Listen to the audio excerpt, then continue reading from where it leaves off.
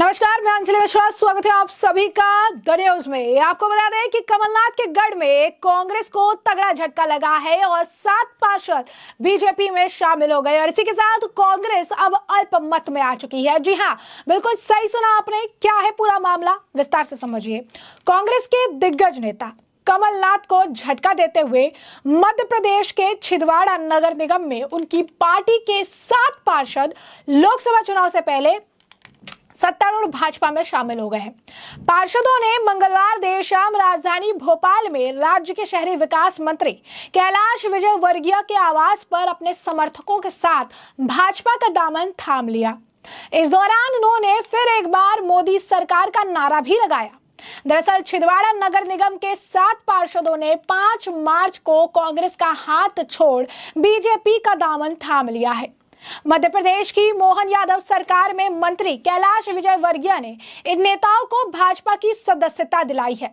छिंदवाड़ा में बीजेपी ने सेंध लगा दी है। भाजपा की एक विज्ञप्ति में कहा गया है कि पार्षद प्रधानमंत्री नरेंद्र मोदी के विकास कार्यों से काफी ज्यादा प्रभावित है। छिंदवाड़ा राज्य के पूर्व मुख्यमंत्री कमलनाथ का गढ़ माना जाता है, जो वर्तमान में इस विधानसभा सीट से कांग्रेस विधायक भी हैं।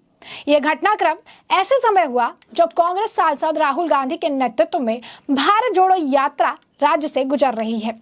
भाजपा की विज्ञप्ति में कहा गया कि सत्तारूढ़ दल में शामिल होने वाले 7 पार्षद रोशनी सल्लम, लीना तिरकम, संतोषी वाडीवार, दीपा मोहरे, जगदीश गोदरे, चंद्रभान ठाकरे और धनराज भावरकर है। एक बार फिर मैं आपको नाम बता देती हूँ। ये जो 7 पार्षद जो कांग्रेस को छोड़ बीजेपी में शामिल हुए हैं, इनके नाम है रोशनी सल्लम, लीना तिरकम, संतोषी वाडीवार, दीपा मोहरे, जगदीश गोदरे, चंद्रभान ठाकरे और धनराज भावरकर।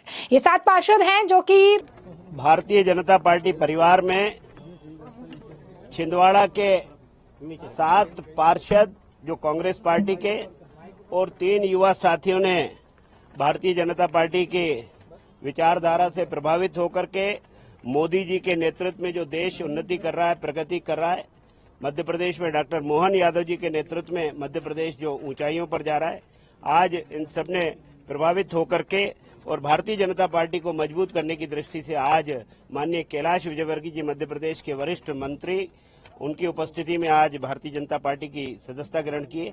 मैं इन सभी साथियों का हृदय से स्वागत करता हूँ।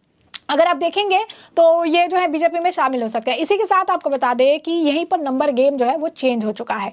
नगर निगम में अब 48 पार्षद हैं और समीकरण जो है इस वक्त जो है बीजेपी के फेवर में आ गया है और कांग्रेस अब अल्पमत में हो गई है। बता दें आपको कि छिंदवाड़ा नगर निगम में कुल मिलाकर 48 पार्षद है। 7 पार्षदों के भाजपा में शामिल होने के बाद नगर निगम का समीकरण गड़बड़ा गया है। नगर निगम में कांग्रेस के 26 पार्षद थे और भाजपा के महज 19 पार्षद जीते और 3 पार्षद निर्दलीय जीते थे। इनमें से 2 कांग्रेस और 1 भाजपा को समर्थन दे रहे थे। अब ऐसे में एक बार देखेंगे तो 7 जो है अब वो बीजेपी के साथ चले गई है। तो इसमें से आप देखिए सीधा 19 पार्षदों में आप 7 और ऐड कर दीजिए और यहाँ पर जो 26 पार्षद थे उसमें से आप 7 माइनस कर दीजिए, यानी पूरा जो समीकरण है ये उल्टा हो चुका है और इसी के साथ कांग्रेस की परेशानी भी बढ़ चुकी है, क्योंकि लोकसभा चुनाव से पहले कांग्रेस के लिए इसे बड़ा झटके के तौर पर देखा जा रहा है। बता दें आपको, कमलनाथ और उनके बेटे नकुल नाथ जो कि छिंदवाड़ा से लोकसभा सदस्य हैं, उनके भविष्य के कदमों को लेकर पिछले कुछ समय से अटकलें लगाई जा रही है। हालांकि दोनों ने कहा है कि उनका भाजपा में जाने का कोई इरादा नहीं है। 2019 के आम चुनाव में मध्य प्रदेश की कुल 29 लोकसभा सीटों में से भाजपा को 28 सीटें मिली थी, जबकि कांग्रेस ने केवल छिंदवाड़ा सीट जीती थी।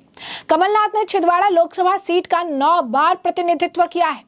ऐसे में कहा जा रहा था कि अगर कमलनाथ पाला बदलते हैं तो ये कांग्रेस के लिए बहुत बड़ी दुविधा का कारण बन सकता है, या यूं कहिए कि कांग्रेस के लिए ये बहुत ज्यादा परेशानी का कारण बनेगा ही बनेगा, क्योंकि 9 बार प्रतिनिधित्व किया गया छिंदवाड़ा का और एक इकलौती सीट थी जहां पर लोकसभा चुनाव में बीजेपी जीत हासिल नहीं कर पाई और ऐसे में इस बार बीजेपी 400 पार के नारे के साथ आगे बढ़ रही है।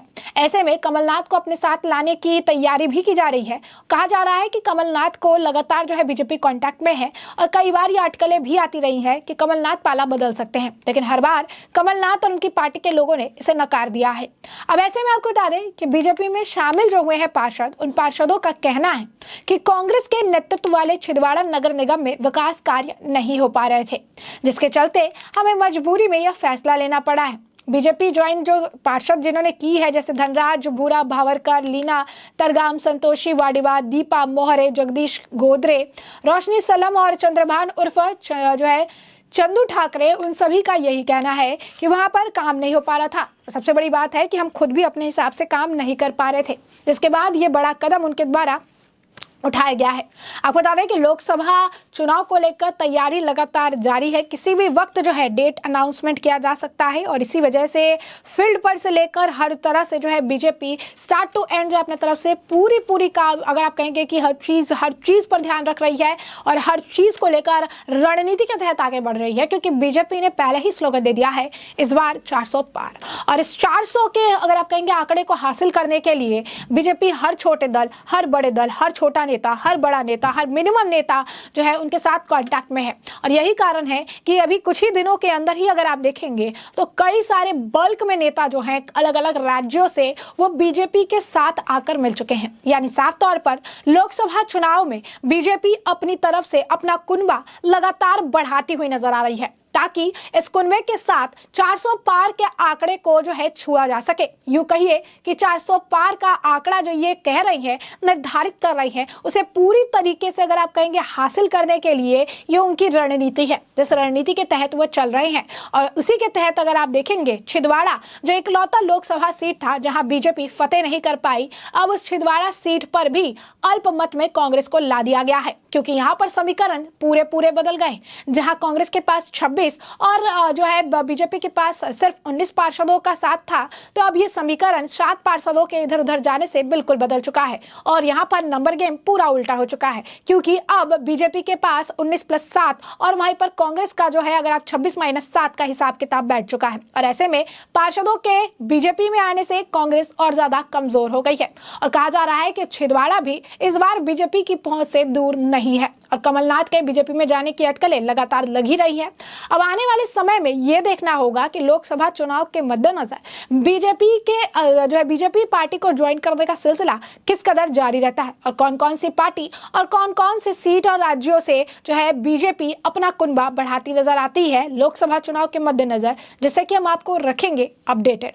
फिलहाल के लिए हमने आपको ये जो पूरा मामला है ये बड़े विस्तार से बताया है कि यह पूरा मामला क्या है, किस तरीके से मध्य प्रदेश के छिंदवाड़ा से, जहां पर कमलनाथ की पकड़, यूं कहिए कमलनाथ का गढ़ माना जाता है, क्योंकि कमलनाथ जो है कांग्रेस के नेता, उन्होंने 9 बार प्रतिनिधित्व दिया है वहां पर, वहीं से बीजेपी ने बड़ी सेध लगाई है और कमलनाथ के गढ़ से 7 पार्षदों को जो है अपने में यानी बीजेपी में मिला लिया है और ये 7 पार्षद बीजेपी के साथ शामिल हो गए हैं। साथ ही साथ उन्होंने कांग्रेस पर, खासकर छिंदवाड़ा का प्रतिनिधित्व करने वाले कमलनाथ सरकार पर ही बड़े सवाल खड़े कर दिए और कहा कि छिंदवाड़ा में किसी तरीके का कोई विकास कार्य नहीं हो रहा था और वहां पर उनका दम भी घुट रहा था, जिसके बाद ना वो काम कर पा रहे थे और ना कोई विकास हो पा रहा था। जिसके बाद उन्होंने ये बड़ा फैसला लेते हुए कांग्रेस से अपना पलड़ा झाड़ लिया, यूं कहिए कांग्रेस पार्टी छोड़कर बीजेपी में शामिल हो गए। ऐसे में हमने आपको ये जो पूरा मामला है ये बड़ा विस्तार से बताया है कि पूरा मामला क्या है, किस तरीके से 7 पार्षदों ने कांग्रेस छोड़ बीजेपी का दामन थाम लिया, इसके पीछे का कारण भी हमने आपको बताया है। और ऐसे में अब इस पूरे मामले पर आपकी भी जो राय हो हमें कमेंट सेक्शन में कमेंट करके जरूर से जरूर साझा करिएगा। धन्यवाद।